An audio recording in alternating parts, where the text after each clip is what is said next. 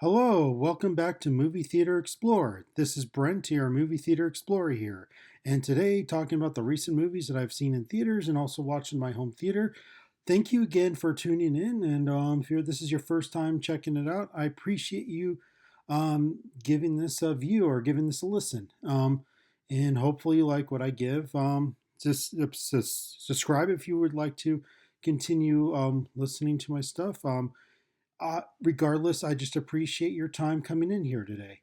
Um, so yeah, what I'm gonna do is I'm gonna go through the movies that I've recently seen in theaters and um, the movies that I have recently watched in my home theater as well.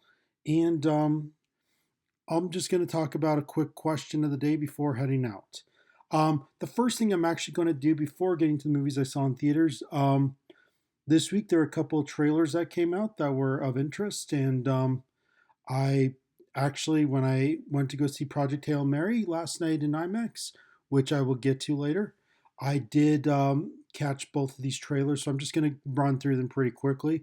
The first one we got was Dune Part 3. Um, this is going to be based off the book Dune Messiah, so just a little heads up, Dune Part 1 and 2 were part of the same book. It was just split into two parts to be able to cover as much story as possible. I have not read any of the books. I've only seen the film adaptation from 1984, and then obviously I've seen the Dune Part 1 and Dune Part 2 when they were both playing in IMAX, and those were incredible experiences. Um, like just the scale and scope of those movies, especially the second one, just the feeling of that scope just felt incredible. And so in within that trailer, I could feel that scope again. And just like the sets just feeling enormous, the world feeling enormous. The story definitely feels intense. Um, obviously there's going to be like a lot of big things that are definitely going to happen, and also just realizing how much of a large cast there is as well. So um yeah, I'm very impressed with what how that trailer looks, with how it feels, and what like it's definitely one of those I am definitely going to be checking out at the end of the year when it comes out. I'm definitely very excited for it. um Hopefully you get a chance to experience it in theaters, because you can feel that massive scope as a result. Um, if you're holding off, then I'm sure you're in for a treat when it comes out in theaters. The next one I just want to briefly touch on, Spider-Man: Brand New Day. Um, that's the sequel to Spider-Man: No Way Home. So this from what I've been told, it takes place years later, 4 years later, I believe. Anyway, definitely the trailer was definitely very impressive. Definitely covered a decent amount of ground of things to kind of expect in this new movie. Um, and obviously, I listened to a breakdown and all that. So there's definitely there's a lot of potential of what could happen in this one, and I'm very excited for it. But anyway, in regardless to the presentation of the trailer, it was definitely well put together, and it's definitely I could feel like the good scope for it within the trailers, good action, and all that. So I was very impressed with the trailer. I'm I'm definitely like again I've been looking forward to it, but I'm definitely more looking forward to it. Like it definitely increased my anticipation of the movie. Um, Okay, we're going to jump into the movies that I saw in theaters. This one I'm just going to touch on briefly. Hoppers, I got to see it again. Um, I wanted to. I saw my nearest Cinemark was playing in 3D, and I decided, you know what? I haven't really seen many movies in 3D for a bit, except for like Avatar, and I thought, you know what? It'd be good to see this one in 3D. So that's what I went to go do, and I was impressed with the depth and dimensionality of it. It's not like the most like there's certain 3D movies that the depth and dimensionality was incredibly impressive and it was just mind blowing. this is one of those is more like, hey, it was still impressive, still had some cool moments, like some of the like a cool moment, for example, just feeling that softness of when the main character was reflecting on Mabel, when she was reflecting on some of her past experiences, and just how it would get a little bit soft, and just noticing that a little bit better. That was kind of cool. Um, this is still a really good movie. If you have not seen it yet, I do recommend checking this one out. It's still, I think it's still playing in theaters. It looks like it's been doing very well, and I do recommend still checking it out. I think it's a really good time at the theater. This next one, Train Dreams. This is a movie that is found on Netflix. I had not seen it. I think it came out in theaters for a couple of weeks and then dropped on Netflix. It was like a limited run. And then some of the Cinemark theaters were doing like playing a few movies that were up for Oscars. And so I decided to go check out this movie, Train Dreams.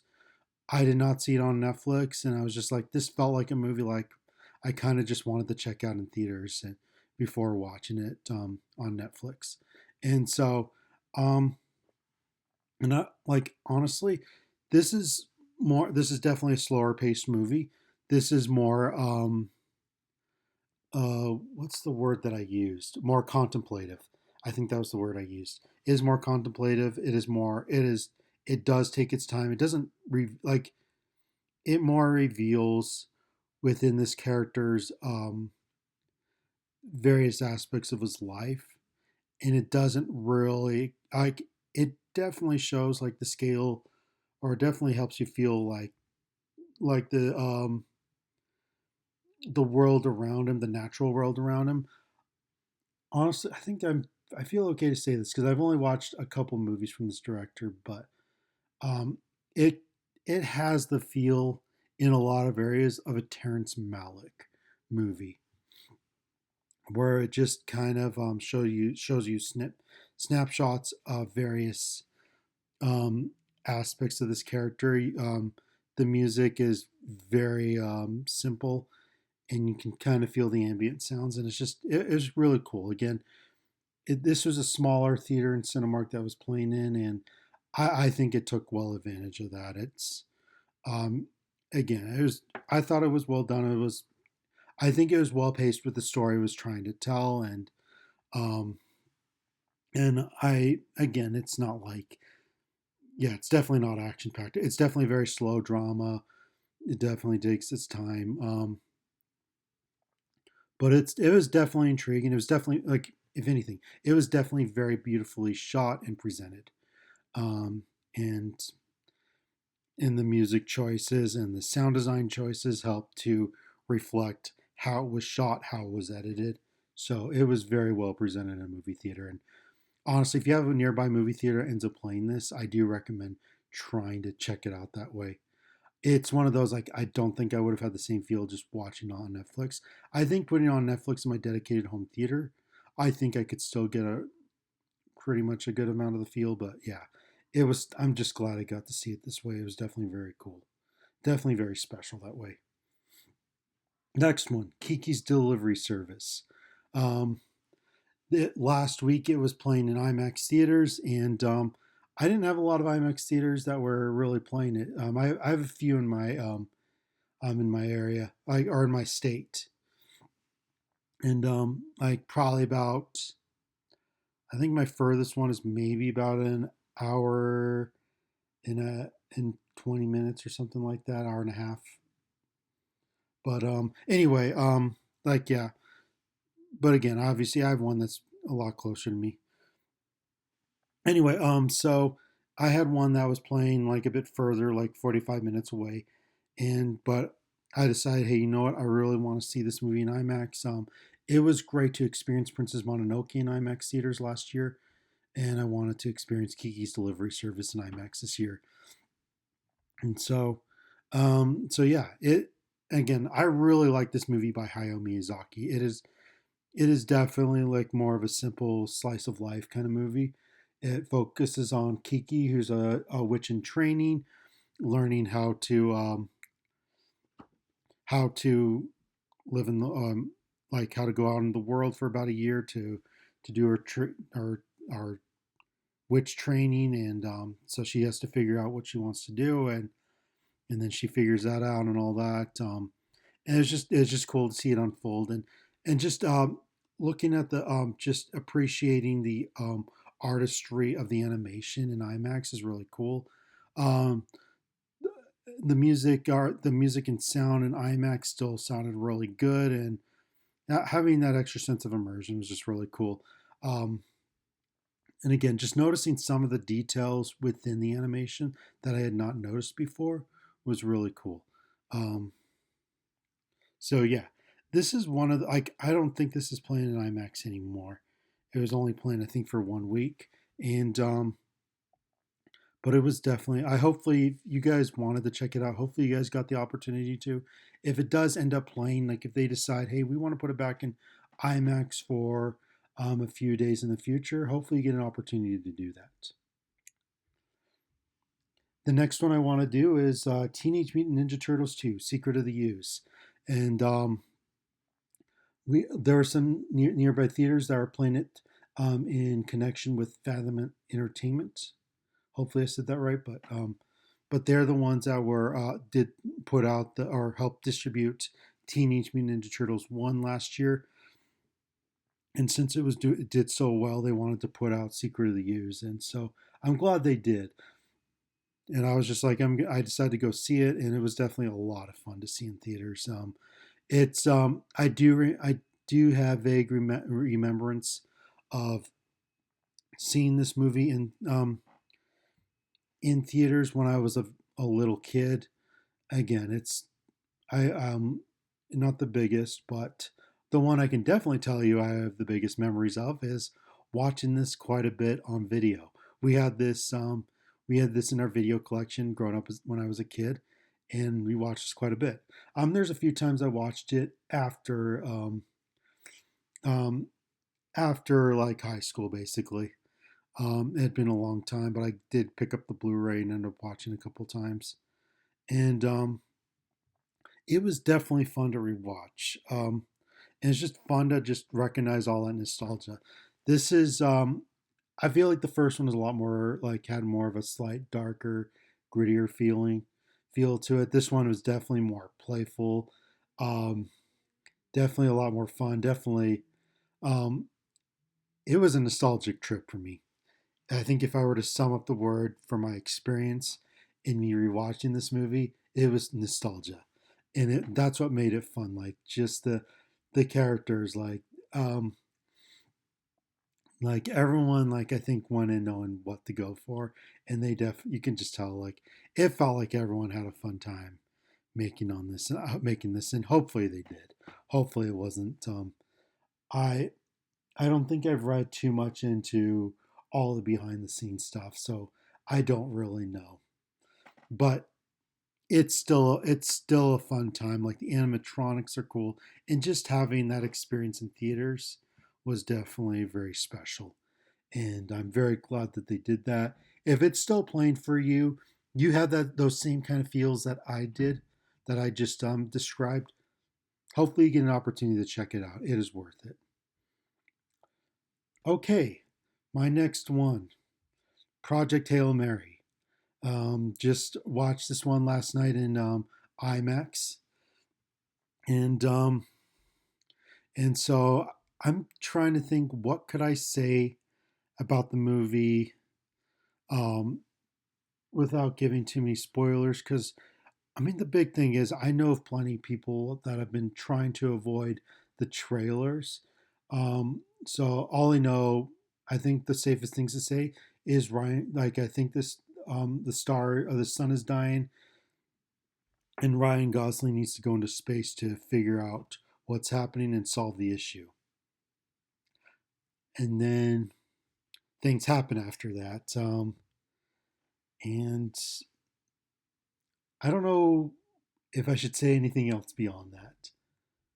But I'll just simply put in a word. This movie has a lot of heart, or a lot of humor and plenty of heart. Like there are moments, like well, some of the interactions, I was laughing quite quite a bit. There was just a lot of moments I was just getting good amount of laughs, and it was a pretty packed theater, and you could just hear everyone just laughing quite a bit as well. Um, and also, yeah, there was just a lot of good touching moments that the heart definitely was in there, and just seeing this growth and seeing this bonding happen and all that. Yeah, maybe I'm being pretty vague on what that all means, but I think for anyone that's listened to this, probably knows what's going on, probably knows what I'm referring to. Um, but yeah, so and yeah, everyone just like yeah, you could just tell everyone is having a great time while watching this. You could just feel the enthusiasm, the laughter, and all that, and it was really cool. Um, and then the presentation in the IMAX theater was definitely excellent. Um, so this is IMAX digital, just to be clear. Um, I don't have IMAX 70 millimeter in the area. Hopefully, one day that does get changed. But for now, I'm just thankful we have IMAX theater nearby. Anyway, so um, basically, yeah, so there's sequences that take place in space, sequences that take place on Earth, and the IMAX ratio aspect would change depending on the situations. So space takes expands the whole IMAX screen, and on Earth it goes to about 2.4, I want to say, or 2.35, somewhere in that range. So for those that understand aspect ratios, probably know what I'm talking about. So yeah, um, but yeah, it definitely well utilized those experiences, and it felt like how some of those environments were captured on camera were also like presented in particular ways to help show other somewhat different changes as well, which I thought was cool. Um, I mean, the sound was definitely great. You could feel like a lot of the space, um, and like just a lot of the sounds and all that were definitely well felt and well implemented, and the music was great as well. This is one of those that if you um, I definitely highly recommend trying to see it in the biggest movie theater possible. I feel like one of the biggest ones is IMAX theater, so I this is one of those I declared a must see. This is so one way or another. I This is a must see in theaters, especially if you're someone that likes science fiction movies, that just like science fiction movies with humor, with heart. Um, the best way to describe it is if you like The Martian, this should be on top of your list to go to see. I will be seeing it in Cinemark XD again tonight. So, and then in a regular theater next week as well. I will be trying to do a separate video um, to compare and contrast some of those experiences. So, do be on the lookout for that. Okay, the next one I'm going to touch on is going to moving on to movies I watched in my home theater. And this first one is Stranger on the Third Floor. This is a movie that was released in 1940. This was declared as probably the first um, film noir, is what my understanding is. And so this was released on Blu ray from the Warner Archive. So I watched this one in my modest home theater, and it was definitely the presentation was really good. Um, so first off, the story is, um, oh man, I didn't even know what the story was about, and it's pretty much 60 minutes. So it does involve a person on trial, and um, then just like things happen afterwards. Sorry, I'm trying to debate what's been shared because again, I went in this one blindfold, and honestly, I didn't even know what it was going to be about. I mean, okay, I'll just for the next 20 seconds, I'll tell you kind of, or 30 seconds. Yeah, person is on trial. This person gets sentenced, and this person is a reporter that helped kind of report it based on what he saw, and then soon starts doubting, like, did he do the right thing? And then things happen eventually at that point where he realizes like there might have been a mistake, and obviously I think I'll leave it from there. But but regardless, this movie has like the one actor that I recognized was Peter Lorre, um, which I recognized him from 20,000 Leagues Under the Sea. He was also in Casablanca for a little bit, but he was yeah, he plays a very critical role in this movie, and like he definitely well utilizes that performance really good. And it was definitely like, yeah, I don't know what else I can say without spoiling too much.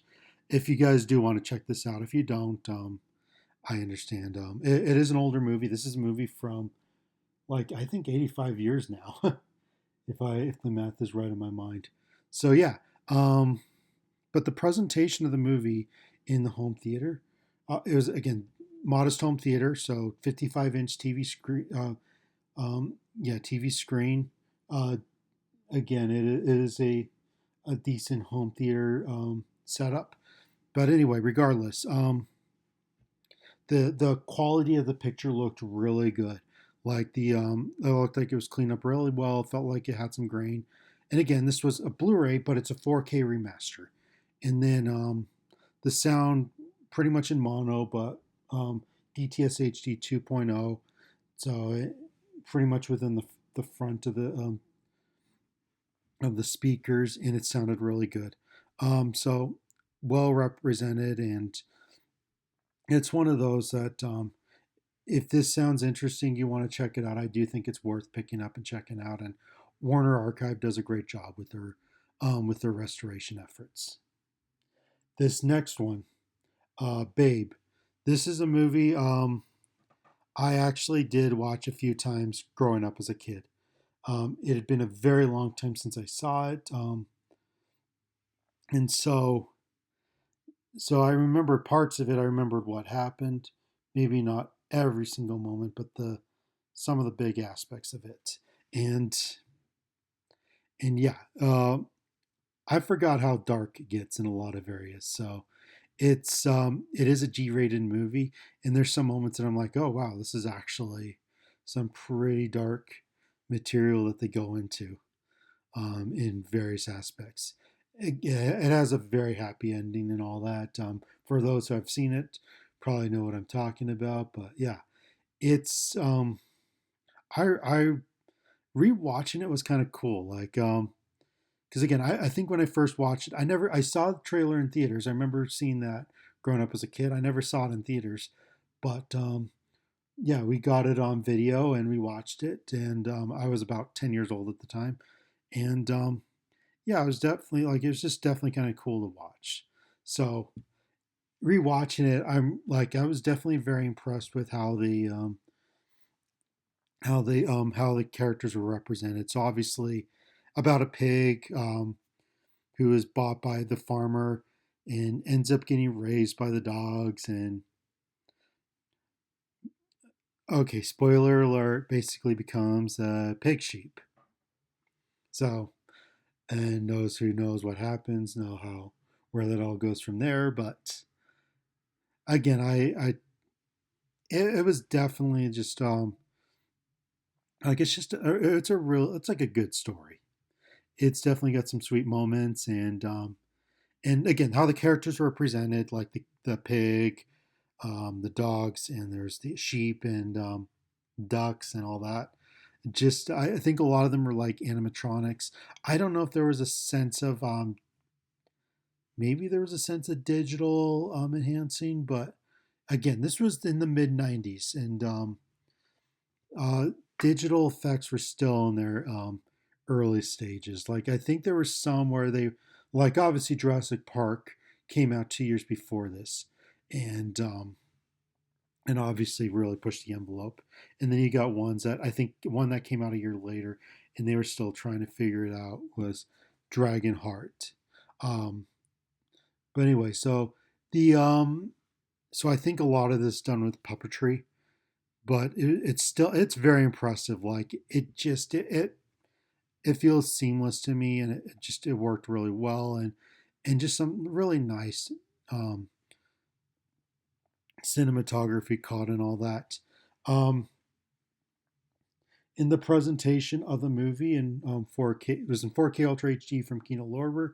In the presentation was really good. The 4K picture. Again, I just a heads up. I experienced this movie in my modest home theater, so and it was definitely well represented. It definitely picture the 4K picture looked really good. Colors looked really good. Details looked great. Um, and yeah, a decent amount of grain and all that. So, and then the sound was in DTS HD 5.1, and it sounded really good in my modest home theater. So it's one of those like if you're a fan of this movie, I do recommend picking this one up on 4K from Ultra HD from Kino Lorber. I thought they did a good job with the presentation of that. Um, this next one, Stargate, the movie from 1994. This is a Blu-ray got from Via Vision. So it is an import, but it is region free. And um, I never saw this one in theaters, but I watched this a few times on video and did get the DVD at one point and watched that a few times. And so it's like feeling the scale of the sets and all that's really impressive. Just how they were captured, especially being on the next world when they cross over, is very impressive. A lot of the work, I'm going to just say this, a lot of the I did write a review of this on my Facebook page, so I do go into a little bit more with this. But hey, poor performances are good. But the big treat is the visual effects, the production design, and the spectacle.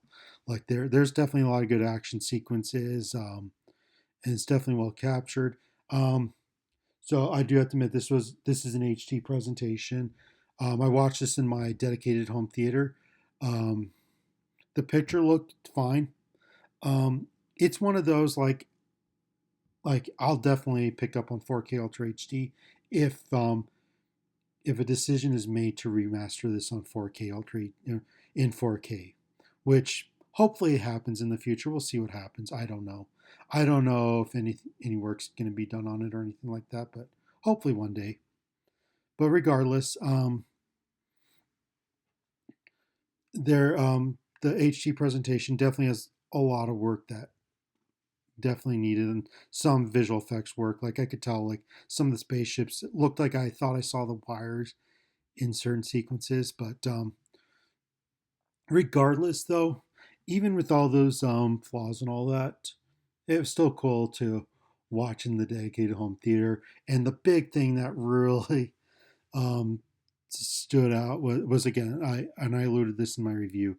The sound sounded great, like really great. It's like I could feel like feel and hear the humming of the generators in some of the environments in the bases that they were in just other areas, and just feeling the wind and all that.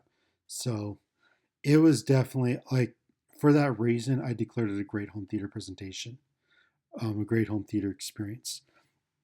And yeah, the picture wasn't great, but hey, I mean, hopefully one day they decide to remaster this in 4K and it'll be that much better.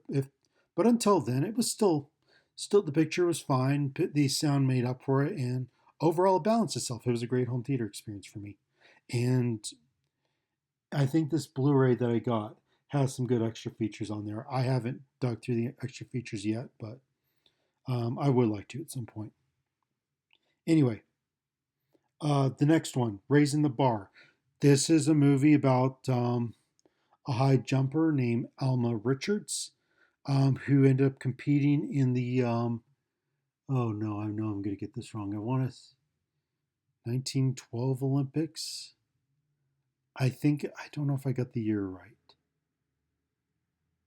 So yeah, this was about Alma Richards.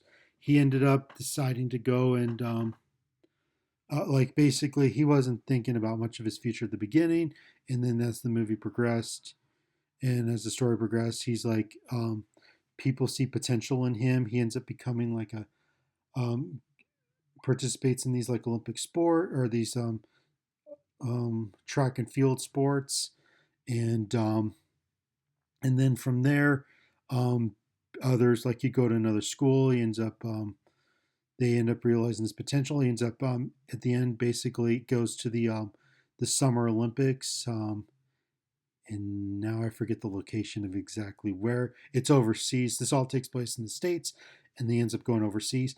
Um, and it was an inspiring movie. I do have to admit it is a lower budget movie, so the um, the presentation is not as sharp as some other ones, but I still felt inspired. Like it's one of those like I felt like the story, and I think they understood where their limitations were and still tried to work to give it the best presentation possible to be able to present the movie as best as possible.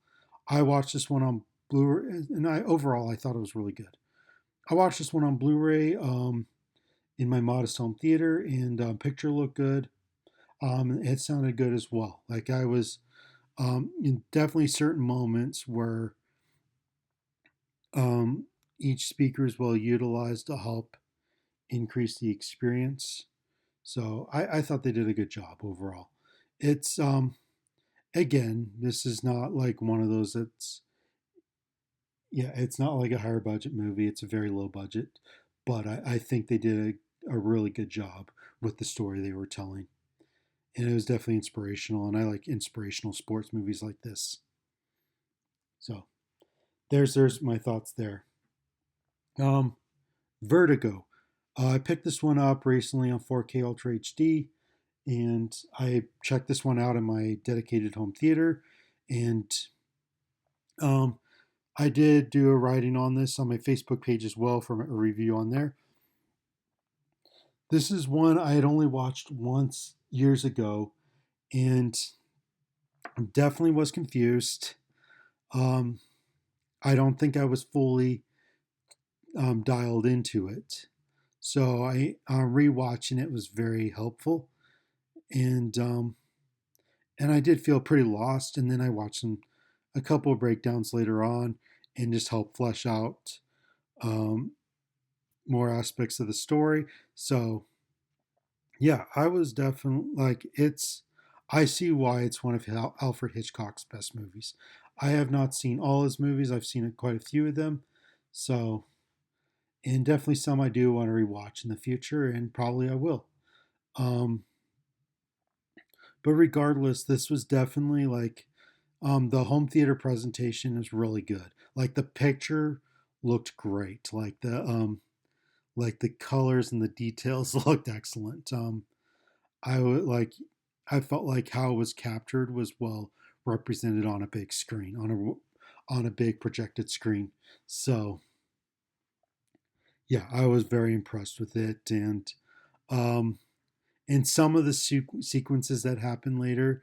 In case you haven't seen it before, there is a dream sequence that happens, and it is definitely how it's presented and how the sound is. Again, the sound is in DTSX and it sounds really good. Anyway, the stream sequence, um, it's how it sounds with the music and a few of the sound effects, and the picture just it's well presented and definitely felt very trippy. Um, and if you guys know what I'm talking about, if you guys have seen and know what I'm talking about, yeah, you probably recognize that. But it's definitely on a different level. But This is definitely really cool. Like it's like a well shot movie, and there are certain sequences. There's one part where two of the characters walk in a forest, and you could feel that scope on a projected screen. So on a big screen. Um, so yeah, this was a really good home theater experience. Yeah, actually a great home theater experience. And those that like picking up kind of movies like this, hopefully, guys, I'm pretty sure you can find this at a reasonable price. Uh, the last one I'm going to touch on is Tarzan, the animated movie from 1999. I did watch this one in theaters when I was growing up. I watched it once, I think a few days after it came out, and it was definitely a really cool theater experience. Just I remember like the this was kind of one of those interesting moments because it growing up in the 90s, a Disney animated movie was all had like at least a few musical song numbers and all that. And this was one like I would say kind of felt like the turning point in a weird way. And the reason I say that, it still features music, it still features songs.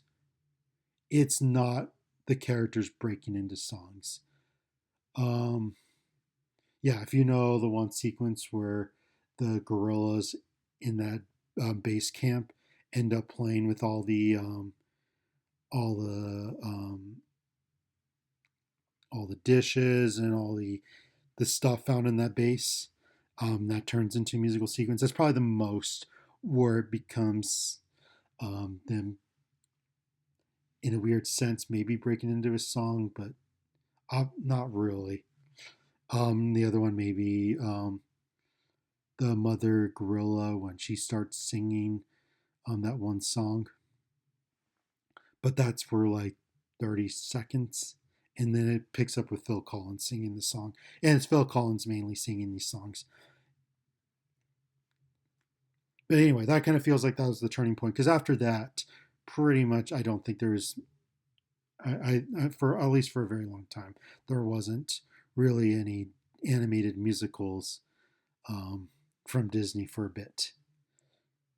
Which hey, I'm fine with. Again, like it's just an interesting observation because I was used to a way it was for a long time, and then realizing when they changed it, I was just like, oh, cool. Because again, I really like Atlantis and I really like Treasure Planet, and yeah, those ones are excellent. Anyway, but this is still a really good movie. I still really like it. It's well animated. Some of those the sequences where Tarzan's going through the trees is definitely really cool. And I remember watching videotapes.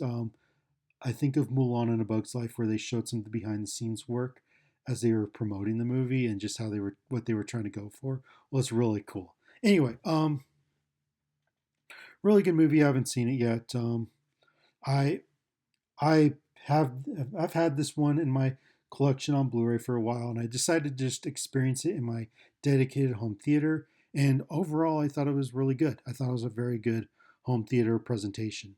Um, the picture looked good. I mean, I would say not perfect, but definitely looked good. Um, Definitely well presented in on a good home theater screen. And then and then the sound sounded really good as well. Like it sounded immersive.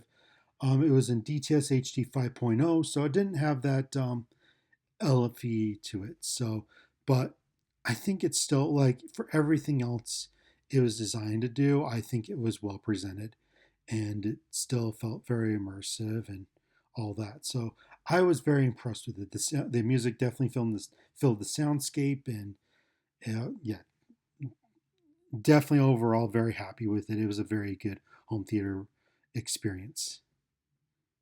So, and yeah, hopefully one day they put this out on 4K. But yeah, anyway, so those are what I've seen this past couple of weeks, and then let's see the last question I'm going to answer is um, what movies from Netflix would I like to see in theaters? The reason this popped up was If you guys didn't hear, Stranger Things is getting a 4K Ultra HD release from Arrow Video, which Arrow Video does an incredible job with their 4K releases, with the presentations, but also with their packaging and with their extra features. Um, so this is very exciting. I don't know if this will lead to other things, but this obviously, I have a list of movies I would like to see come to 4K from Netflix. Series like Dark Crystal Age of Resistance, but also movies like The Adam Project, Glass Onion, Wake Up Dead Man. Um, what was another? Oh, The Gray Man would be really cool. Um, these movies I just listed, I've seen all these ones in theaters, and thankfully I got to see Klaus in theaters just a few months ago, and that was very special. That was very great. And then I did see Christmas Chronicles, which is also fun. Um, so I so going back to the questions, which movies from Netflix or even just in streaming in general that were mainly made ex, to be put on these streaming services that I would like to see them just go like, you know what, we just want to put it in theaters for like a night or two. For me, I think one of them for Netflix, because again, I'd have to really sit down and think about it. But I think one of them that I would still like to experience in theaters is Slumberland. This is the movie from like 3.5 years ago. Um, it's of all it, Jason Momoa is one of the main actors in that, but it's um, it's basically a twist on the story of Little Nemo. They do quite a few changes to it, but it was definitely a pretty cool movie to watch, and I'd like to see that in theaters if they ever put that in theaters. So Netflix, if you're hearing this, yeah, I think doing like Slumberland for like a night would be really cool. I know there's other ones. I've seen The Gray Man. I've seen The Adam Project, which I really like. The Adam Project. If they put that back in theaters, heck, I would totally go for that again. Um, and The Gray Man was kind of cool to see in theaters as well. Um, Glass Onion and A Wake Up Dead Man were, of course, great to see in theaters. Um, I'll have to give that one some more thought. Oh, but the other one I would like to see, it's one that dropped on Disney Plus. It was made for Disney Plus, but I'd like to see them try to remedy that and put it in theaters if they can. Um, I don't know if they ever will, but heck, we're going for it. Chip and Dale Rescue Rangers. That's the 2002 release. If you ever saw it on Disney Plus, it's actually really funny, and just it was definitely a lot of fun. Hopefully, yeah. I don't know if they will, but heck, I'm just throwing that out there. Anyway, I think that's good enough for today. Uh, Thank you again for those that have tuned in, listened as long as I have, or even just skipped around. Regardless, I just appreciate your time just coming in and listening to my episode of Movie Theater Explorer here. And that'll be it for now. And like I said, I will be back, I think, sometime next week, at least trying to do a compare and contrast of different theater going experiences for Project Hail Mary for a few different formats. And thank you again for tuning in. You have a great rest of your day.